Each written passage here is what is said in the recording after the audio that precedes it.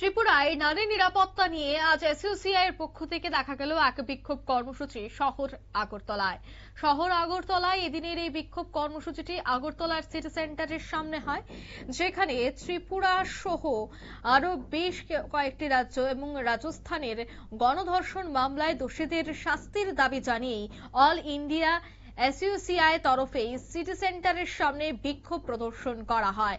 এদিনের এই বিক্ষোভ প্রদর্শন থেকে ত্রিপুরা এবং রাজস্থানে গণধর্ষণের ঘটনায় যারা অভিযুক্ত রয়েছেন তাদেরকে খুব দ্রুত গ্রেফতার করা এবং তাদের বিরুদ্ধে কঠোর পদক্ষেপ গ্রহণ করার দাবিতেই আজ তারা সরব হয়েছেন।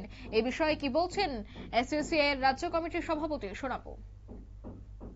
নারীদের নিরাপত্তা সারা ভারতবর্ষে এক বিপর্যয়ের সামনে। আপনারা জানেন, রাজস্থানে পরপর দু বোন গণধর্ষণের পর আত্মহত্যা করেছে। প্রথম বোনকে ভালোবাসার অভিনয় করে এবং ভিডিও প্রকাশ্যে আনবে এই হুমকি দিয়ে গত 4 বছর ধরে ধর্ষণ করার পর মেয়েটি বাধ্য হয়ে আত্মহত্যা করে। ছোট বোন পুলিশের কাছে শনাক্ত করে তাদের শাস্তির দাবি জানালেও পুলিশ নিষ্ক্রিয় থাকার ফলে এই অভিযোগকারীরা ছোট বোনের উপরও ব্যাপক অত্যাচার করে তাকে আত্মহত্যার পথে নিয়ে যায়।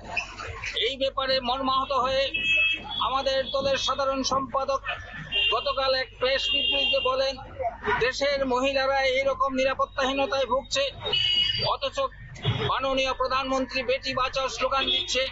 রাজ্যে রাজ্যে এই বেটি বাঁচানোর কোনো পরিকল্পনা নেই, প্রশাসনের কোনো রকমের উদ্যোগ নেই।